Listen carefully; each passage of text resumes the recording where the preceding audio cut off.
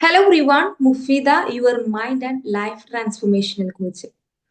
ഇന്നത്തെ ടോപ്പിക് എന്ന് പറയുന്നത് മെഡിറ്റേഷന്റെ ഇമ്പോർട്ടൻസ് ആണ്. നമ്മളുടെ ലൈഫിൽ നമ്മൾ ദിനചര്യയിൽ പല കാര്യങ്ങളും ചെയ്യുന്നുണ്ടാവും. പക്ഷെ ചെയ്യാത്ത കാര്യങ്ങളും ചെയ്യുന്ന കാര്യങ്ങളും ഒരുപാട് കാര്യങ്ങൾ ഒഴിവാക്കണം നമ്മൾ ആഗ്രഹിക്കുന്നുണ്ടാവും. വർഷങ്ങളായിട്ട് ഇന്ന ഹാബിറ്റ്സ് നമുക്ക് ഒഴിവാക്കണം, ഇന്ന രീതിയിൽ മാറ്റം വരുത്തണം എന്നൊക്കെ നമ്മൾ ആഗ്രഹിച്ചിട്ടുണ്ടെങ്കിലും അതിന് ആക്ഷൻ ഓറിയന്റഡ് ആയിട്ട് നമുക്കൊരു കാര്യം ചെയ്യാൻ പറ്റിയിട്ടുണ്ടാവും. അതുപോലെ ഒരു കാര്യം ചെയ്യുമ്പോൾ പിറകോട്ട് വലിക്കുന്ന ഒരുപാട് കാരണങ്ങൾ അതിന് പിന്നിലുണ്ടാവും. ഇപ്പോ വർഷങ്ങളായിട്ട് നമ്മൾ ആഗ്രഹിക്കുന്ന ഒരു കാര്യം ഇപ്പോഴും അത് സാധിക്കാതെ പോയിട്ടുണ്ടെങ്കിൽ നമ്മളെ പിറകോട്ട് വലിക്കുന്ന ഒരു ചിന്തയോ അല്ലെങ്കിൽ ഒരു വ്യക്തികളോ സാഹചര്യങ്ങളോ ഒക്കെ നമ്മളെ ഉള്ളിലുണ്ടാവാം. അതല്ല എന്നുണ്ടെങ്കിൽ ലൈഫിൽ നമ്മളെ തളർത്തിയിട്ടുള്ള, നമ്മളെ കുറ്റപ്പെടുത്തിയിട്ടുള്ള വ്യക്തികളും സാഹചര്യങ്ങളും ഇതൊക്കെ നമ്മളെ മൈൻഡിൽ ഓൾറെഡി ഫിക്സ് ആയി കിടക്കുന്നുണ്ടാവും. എന്ത് കാര്യവും അങ്ങനെ തന്നെയാണ്. നമ്മളെ മൈൻഡില് ജസ്റ്റ് ഒരു തോട്ട് കൊടുത്താൽ മതി. പിന്നെ കാര്യം ഇന്ന രീതിയിൽ, അല്ലെങ്കിൽ പാസ്റ്റിൽ കഴിഞ്ഞ കാര്യം, ഒരു കാര്യത്തെ കുറിച്ച് ഓർക്കുമ്പോ തന്നെ അന്നുണ്ടായ എല്ലാ സംഭവങ്ങളും നമ്മളെ മൈൻഡിൽ ഒക്കെ ഫിക്സ് ആയിട്ട് കിടക്കുന്നുണ്ടാവും എന്നുള്ളതാണ്. അപ്പൊ അതേപോലെ തന്നെ നമ്മൾ വന്നിട്ടുള്ള സാഹചര്യങ്ങൾ, വളർന്നു വന്ന അന്ന് മുതൽ ഇന്ന് വരെ നമ്മൾ ജീവിക്കുന്ന ഈ നിമിഷം വരെയും നമ്മളുടെ എല്ലാ അനുഭവങ്ങളും സാഹചര്യങ്ങളും എല്ലാം നമ്മളെ മൈൻഡില് ഓൾറെഡി ഫിക്സ് ചെയ്ത് കിടക്കുന്നുണ്ട്. അതുകൊണ്ടാണ് നമ്മൾ പഴയ കാര്യങ്ങൾ ഓർത്തെടുക്കുമ്പോൾ ചിലപ്പെങ്കിൽ നല്ല സന്തോഷമായിട്ടുള്ള ഫീലിങ്സും ചിലപ്പോൾ നമുക്ക് സങ്കടമുള്ള ഫീലിങ്സ് ഒക്കെ പെട്ടെന്ന് വരുന്നത്. അതുപോലെ പിക്ചർ വരെ നമ്മളെ മൈൻഡിൽ ഓൾറെഡി ഇപ്പൊ ആക്സിഡന്റ് എന്നുള്ള ഒരു ഇത് വ്യക്തമായി കണ്ടിട്ടുള്ള ഒരു വ്യക്തിക്ക് ആക്സിഡന്റുമായി ബന്ധപ്പെട്ട എന്ത് കാര്യങ്ങൾ വരുമ്പോഴും അതിന്റെ ഒരു ഫിയർ എലമെന്റ്, ഇപ്പൊ നമ്മുടെ ഉള്ളിലുള്ള ഓരോ ഭയത്തിനും ഓരോ കാരണങ്ങൾ ഉണ്ടാവാം. ഇപ്പൊ വെറുതെ നമ്മളെ ലൈഫിൽ ഒരു കാര്യത്തിന് ഒരു ഭയം, അല്ലെങ്കിൽ കുട്ടികളുടെ കേസിലൊക്കെ പറയുകയാണെങ്കിൽ ഇന്നതിന് അവർക്ക് ഭയമാണ്, ഇപ്പൊ ഭയങ്കര പേടിയാണ്, ഇന്ന കാര്യം ചെയ്യുന്നില്ല, ഈ കാര്യം, അങ്ങനെ ഓരോരുത്തർക്കും ഓരോ അനുഭവങ്ങളിൽ നിന്നാണ് ഓരോരോ ഹാബിറ്റും ഓരോ ക്യാരക്ടറും ഓരോ ആറ്റിറ്റ്യൂഡും ഉണ്ടാവുന്നത്. അപ്പോ നമ്മൾ ഉള്ളിലുള്ള ഭാഗം, അതായത് ഉള്ളിലുള്ള മൈൻഡിനെ ക്ലിയർ ചെയ്യാത്തിടത്തോളം കാലം അവിടെ ഫിയറും ഡൗട്ടും നമുക്കുള്ള എല്ലാ കാര്യങ്ങളും, അതായത് നമുക്കൊരു കാര്യം ചെയ്യാനിടങ്ങുമ്പോൾ നമ്മൾ പിറകോട്ട് വലിക്കുന്ന ഒരുപാട് കാരണം. ഇപ്പോൾ ചില ആളുകൾക്ക് നന്നായിട്ട് കമ്മ്യൂണിക്കേറ്റ് ചെയ്യണം, അല്ലെങ്കിൽ സ്റ്റേജിൽ നന്നായിട്ട് ആങ്കർ ചെയ്യുന്നതും പാട്ട് പാടുന്നതും ഡാൻസ് ചെയ്യുന്നതും ഒക്കെ ഭയങ്കര ഇഷ്ടമായിരിക്കും. പക്ഷെ നാലാൾ കൂടുമ്പോൾ അത് ചെയ്യാൻ ഭയങ്കര ബുദ്ധിമുട്ടായിരിക്കും. അപ്പോൾ ഐ എം കോൺഫിഡന്റ് എന്ന് പറയാൻ റെഡി ആണെങ്കിലും അത് നാലാളെ മുന്നിൽ നമ്മളെ ഒപ്പീനിയൻ എന്താന്ന് കമ്മ്യൂണിക്കേറ്റ് ചെയ്യാൻ പറ്റുന്നില്ല എന്നുണ്ടെങ്കിൽ അതൊരു ഫിയർ എലമെന്റ് ആണ്, നമ്മുടെ ഉള്ളിലുള്ള ഒരു ഫിയർ എലമെന്റ് ആണ്. അങ്ങനെ ഓരോരോ ഇഷ്യൂസ് ഓരോരുത്തർ ഫേസ് ചെയ്യുന്നുണ്ടാവും. ഇന്നത്തെ കാലത്ത് കുട്ടികൾ നേരിടുന്ന ഏറ്റവും വലിയ ഇഷ്യൂ എന്ന് പറയുന്നത് അവർക്ക്, പെൺകുട്ടികളെ കേസിലൊക്കെ പറയുകയാണെങ്കിൽ മാരേജ് ചെയ്യാൻ ഭയങ്കര ഭയമാണ് എന്നുള്ളത്. അപ്പൊ അതിന് അതിൻ്റെതായ റൂട്ട് കോസ് ഉണ്ടാവും. അവർക്ക് എന്തുകൊണ്ടാണ് ആ ഭയം എന്നുള്ളത്. അപ്പോ ഇതൊന്നും കേൾക്കാതെ പാരന്റ്സ് അവരെ പിടിച്ച് കെട്ടിക്കുന്ന ഒരു അവസ്ഥയിലേക്കാണ് പോയിക്കൊണ്ടിരിക്കുന്നത്. അങ്ങനെ നിരന്തരം തുടർന്നുകൊണ്ടിരിക്കുകയാണെങ്കിൽ അതുകൊണ്ടാണ് ഇന്നത്തെ കാലത്ത് റിലേഷൻഷിപ്പിലെ വിള്ളലുകളും റിലേഷൻഷിപ്പിലുള്ള ഡിവോഴ്സുകളൊക്കെ കൂടുതലാവാൻ കാരണം. പല രീതിയിലുള്ള അതിനെ ആനിമേറ്റ് ചെയ്യുന്നുണ്ട് എന്നുണ്ടെങ്കിലും അതിന്റെ റൂട്ട് കോസ് എന്താണ്, അവരുടെ പ്രശ്നങ്ങൾ എന്താണെന്ന് പരിഹരിക്കാനേ മാതാപിതാക്കൾ തയ്യാറാവണം എന്നുള്ളതാണ്. നമ്മൾക്ക് എല്ലാവർക്കും അറിയാം, ഒരു പാരന്റിങ് എന്ന് പറയുന്നത് ചെറിയ റോളൊന്നും അല്ല. അതൊരു ബ്യൂട്ടിഫുൾ ആയ ഒരു ആർട്ടാണ്.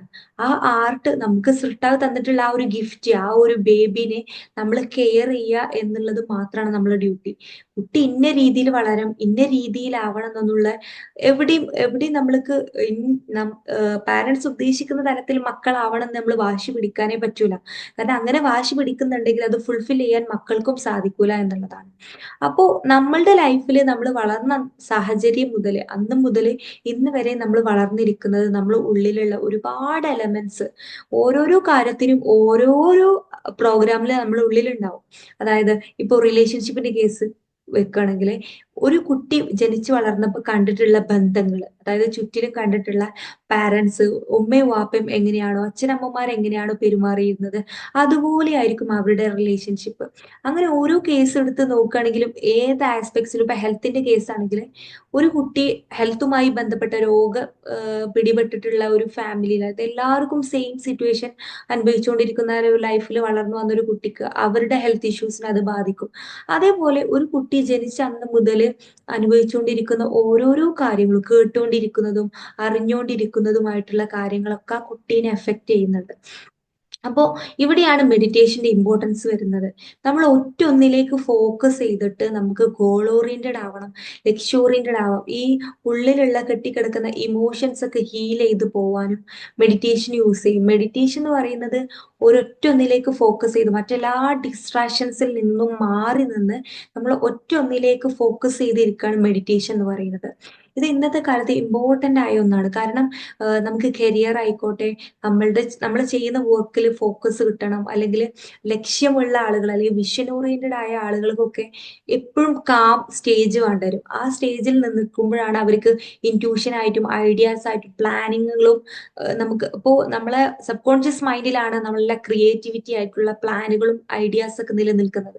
അപ്പോൾ അത് നമ്മൾക്ക് ക്രിയേറ്റീവായി കിട്ടണം എന്നുണ്ടെങ്കിൽ മെഡിറ്റേഷൻ പ്രാക്ടീസ് ചെയ്യൽ ഇമ്പോർട്ടൻസ് ആണ്. അപ്പോൾ മെഡിറ്റേഷൻ പ്രാക്ടീസ് ചെയ്യുന്ന ആളുകൾക്ക് അറിയാം എന്താണ് കാംനെസ്. ഇപ്പൊ നമ്മൾ പറയും കാംനെസ് വിത്തിൻ അസ് എന്നൊക്കെ പറയുന്നത്. അതായത് നമ്മളെ കൂടെ ഉണ്ട്. ഇപ്പോ എല്ലാ ചോദ്യങ്ങൾക്കും ഉത്തരം നമ്മളെ ഉള്ളിൽ തന്നെ ഉണ്ട്. നമ്മൾ ആരോടും അന്വേഷിക്കേണ്ടതില്ല.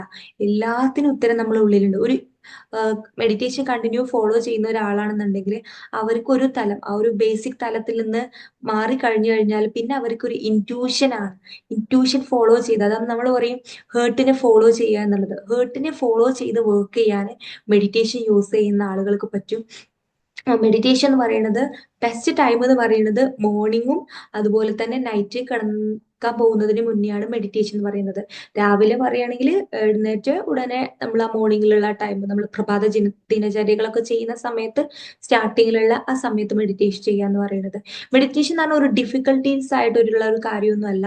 ഏറ്റവും ഫ്രീ ആയിട്ട് കാം ആയിട്ട് ഇരിക്കുക, മറ്റെല്ലാ ഡിസ്ട്രാക്ഷൻസിൽ നിന്നും മാറി നിന്ന് നമ്മളിലേക്കൊന്ന് ഫോക്കസ് ചെയ്യുക. നമ്മളുടെ ഞാൻ പറഞ്ഞല്ലോ ഗ്രേറ്റ്ഫുൾ ആവേണ്ട എലമെന്റ്സും അതുപോലെ തന്നെ ഫോഗീസും.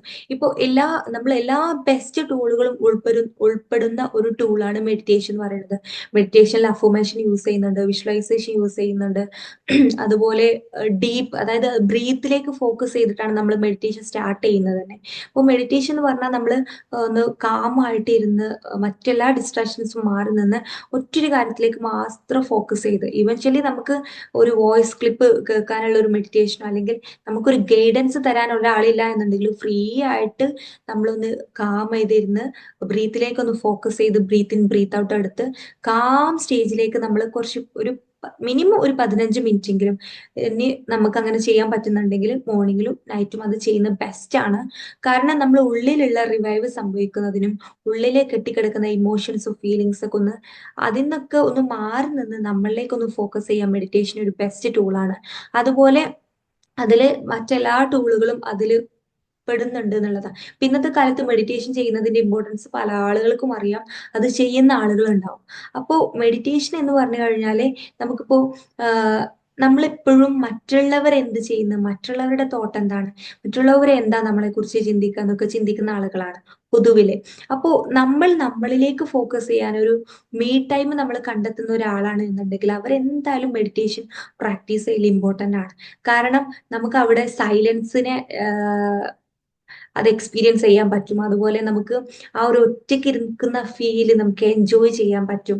നമുക്ക് എപ്പോഴും ഒറ്റയ്ക്കാവുന്നതിൽ പരാതി പറയുന്നവരായിരിക്കും നമ്മൾ. പക്ഷേ ഒറ്റയ്ക്കാവുന്നത് ഇഷ്ടപ്പെടുന്ന ഒരു മൊമെന്റിൽ എത്തുമ്പോഴാണ് നമ്മൾ മെഡിറ്റേഷൻ ഇഷ്ടപ്പെട്ട് തുടങ്ങുക. അതായത് സെൽഫിനോട് അത്രയും ചേർന്നിരിക്കാൻ ഇഷ്ടപ്പെടുന്ന ആളുകൾ എപ്പോഴും മെഡിറ്റേഷൻ ചൂസ് ചെയ്യുന്നുള്ളതാണ്. ഏറ്റവും കാമായിട്ട് ഇരുന്ന് ബ്രീത്തിലേക്ക് ഫോക്കസ് ചെയ്ത് ആ മൊമെന്റ് അത്രയും, അതായത് മറ്റെല്ലാ ഇപ്പോ വീട്ടിലാണെങ്കിൽ മറ്റു വ്യക്തികളുണ്ടെങ്കിലും പാരന്റ്സ് മക്കള് അവരിൽ നിന്നൊക്കെ ഒന്ന് മാറി നിന്ന് ഒരുപാട് ഇപ്പോ വർക്ക് ചെയ്യുന്ന ആളുകളായിക്കോട്ടെ, വീട്ടുജോലി ചെയ്യുന്ന ആളുകളായിക്കോട്ടെ, ഹൗസ് വൈഫ്, അപ്പോൾ അങ്ങനെ എന്ത് കാര്യം ചെയ്യുന്ന ആളുകളാണെങ്കിലും അവർക്ക് ഒക്കെ ഉണ്ടാവും ഈ സ്ട്രെസ് ഇറക്കി വെക്കാനേ നമ്മൾ യൂസ് ചെയ്യുന്ന ഒരു മെത്തേഡ് കൂടിയാണ് മെഡിറ്റേഷൻ എന്ന് പറയുന്നത്. കാരണം ആ സമയം നമ്മൾ മാക്സിമം നമ്മൾ ഉള്ളിലേക്ക് ഒന്ന് നോക്കുക, നമ്മളെ ഉള്ളിന്റെ പെയിന് കാര്യങ്ങള് വൂൺസ് അതൊക്കെ ക്ലിയർ ചെയ്യാനും നമുക്ക് മെഡിറ്റേഷൻ യൂസ് ചെയ്യാൻ പറ്റും. അപ്പൊ മെഡിറ്റേഷൻ കൺസിസ്റ്റൻസി യൂസ് ചെയ്യുമ്പോഴാണ് അതിന്റെ റിസൾട്ട് നമുക്ക് കിട്ടുക. ഫസ്റ്റ്ലി നമുക്ക് കുറച്ച് ഡിസ്ട്രാക്ഷൻസിനും അത്ര സമയം നമുക്ക് അറിയാലോ, നമ്മൾ ഇത്രയും കാലത്തോളം നമ്മൾ അത്തരം കാര്യങ്ങളൊന്നും ചെയ്തിട്ടില്ല എന്നുണ്ടെങ്കിൽ നമ്മൾ ആദ്യമായിട്ട് മെഡിറ്റേഷൻ യൂസ് ചെയ്യുന്ന ആളുകൾക്ക് ഡിസ്ട്രാക്ഷൻസ് ഉണ്ടാവും. നമുക്ക് ബുദ്ധിമുട്ടായിരിക്കും അത്രയും സമയം ഒരു 15 മിനിറ്റ് ഒക്കെ കാമായിട്ട് ബ്രീത്തിലേക്ക് ഫോക്കസ് ചെയ്തിട്ട് ഇരിക്കുക എന്നൊക്കെ പറയുന്നത് ഭയങ്കര ബുദ്ധിമുട്ടായിരിക്കും. അപ്പോൾ മെഡിറ്റേഷൻ പ്രാക്ടീസ് ചെയ്യണം എന്നുണ്ടെങ്കിൽ ഒരു പ്രോപ്പർ ഗൈഡൻസ് നിങ്ങൾക്ക് ആവശ്യമുണ്ട് എന്നുണ്ടെങ്കിൽ നമ്മളെ ബേസിക് പ്രോഗ്രാമിൽ ജോയിൻ ചെയ്താൽ മതി. നിങ്ങൾക്ക് അതിൽ വളരെ വ്യക്തമായിട്ട് മോർണിംഗും നൈറ്റുള്ള മെഡിറ്റേഷനും അതിന് വേണ്ടിയിട്ടുള്ള പ്രോപ്പർ ആയിട്ടുള്ള ഒരു ഗൈഡൻസും നിങ്ങൾക്ക് തരുന്നതാണ്. കാരണം മെഡിറ്റേഷന്റെ ഇമ്പോർട്ടൻസ് നിങ്ങൾ ഇന്നത്തെ കാലത്ത് മെഡിറ്റേഷൻ പല ആളുകളും ചെയ്യുന്നതാണ്. കാരണം നമ്മൾ കരിയർ ഗ്രോത്ത് വേണം, അല്ലെങ്കിൽ എപ്പോഴും സന്തോഷം ആയിട്ടിരിക്കണം, എപ്പോഴും പീസ്ഫുൾ ആവണം എന്ന് ആഗ്രഹിക്കണം. ഇപ്പോൾ നമ്മൾ അറിയാലോ, നമ്മൾ പോലും അറിയാതെ നമ്മൾ ചില സമയങ്ങളിൽ ഷൗട്ട് ചെയ്തു പോകുന്നതും നമ്മളെ കൺട്രോൾ ചെയ്യാൻ പറ്റാത്ത തരത്തിൽ ചില ക്യാരക്ടറുകൾ നമ്മളിൽ ഉള്ളിലുണ്ടാവും. അതുപോലെ ചില ഹാബിറ്റ്സുകൾ മാറ്റണം മാറ്റണം ആഗ്രഹിച്ചിട്ട് മാറ്റാൻ പറ്റാത്ത ചില ഹാബിറ്റ്സുകളാവും. അപ്പോൾ ഈ കാം സ്റ്റേജിൽ എത്തിക്കഴിഞ്ഞാൽ നമ്മൾ ഈ ഒരു മെഡിറ്റേഷൻ പ്രാക്ടീസ് ചെയ്യുന്ന ഒരാളുകൾക്ക് എപ്പോഴും കാം ആയിട്ടിരിക്കാൻ പറ്റും, ലൈഫിനെ എപ്പോഴും ബ്യൂട്ടിഫുൾ ആയി നോക്കി കാണാൻ പറ്റും.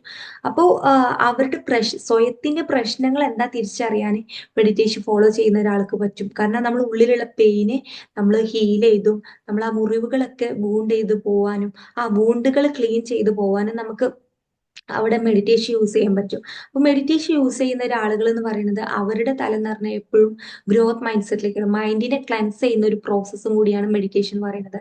അത് ഭയങ്കര ഹൈ വൈബ്രേഷൻ ഉള്ള ആളുകൾ എപ്പോഴും യൂസ് ചെയ്യുന്നതാണ്. അതായത് ധ്യാനാവസ്ഥ എന്നൊക്കെ പറയുന്നത് സൈലൻസിനെ കീപ്പ് ചെയ്ത് കാമായിട്ട് ഇരിക്കുന്നത്, ബ്രീത്തിനെ ഫോക്കസ് ചെയ്യുന്നത്. ബ്രീത്ത് എന്ന് പറയുന്നത് നമ്മൾ ഉള്ളിൽ ഇപ്പോൾ നമ്മൾ പറയും 80% രോഗങ്ങൾ മനോജന്യ രോഗങ്ങളാണ് എന്നൊക്കെ. അപ്പോൾ ഈ രോഗം പോലും ഉണ്ടാകുന്നത് നമ്മളെ നശിപ്പിക്കുന്ന ചിന്തകൾ, അതായത് നമ്മളെ ഇല്ലാതാക്കുന്ന ചിന്തകൾ നമ്മുടെ ഉള്ളിലുണ്ടാവും. അപ്പൊ അതിനെ ഒന്ന് ക്ലീൻ ചെയ്യാൻ വേണ്ടിയിട്ടും നമ്മൾ മെഡിറ്റേഷൻ യൂസ് ചെയ്യുന്നുണ്ട്.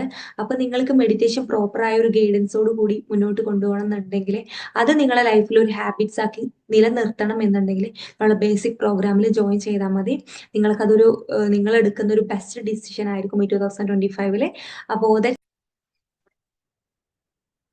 പ്രോപ്പർ ആയ ഒരു ഗൈഡൻസ് ഇല്ലാതെ ഒരിക്കലും നിങ്ങൾ മെഡിറ്റേഷൻ ചെയ്യരുത്. കാരണം ഇന്നത്തെ കാലത്ത് ഒരുപാട് മെഡിറ്റേഷൻ സൈറ്റുകളും അതുപോലെ തന്നെ യൂട്യൂബിലൊക്കെ സെർച്ച് ചെയ്ത ഒരുപാട് മെഡിറ്റേഷൻസ് കിട്ടും.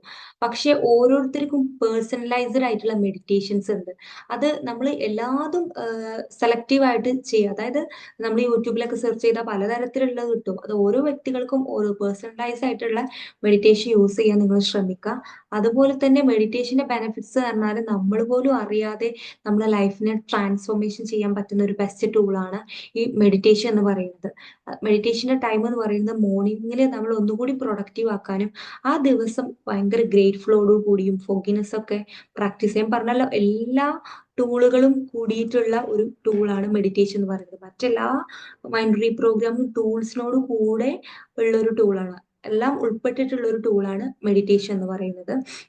അപ്പൊ നിങ്ങൾക്ക് പ്രോപ്പർ ആയിട്ടൊരു മെഡിറ്റേഷൻ ഫോളോ ചെയ്യുന്ന ഒരാളാണ് നിങ്ങൾ എന്നുണ്ടെങ്കിൽ, നിങ്ങൾ ഒരു കാംനെസ് സ്റ്റേജ് നിങ്ങൾക്ക് ഹാക്ക് ചെയ്യാനും അതുപോലെ എല്ലാത്തിനോടും ബെറ്റർ ഡിസിഷൻ എടുക്കാനും നിങ്ങൾക്ക് പറ്റും.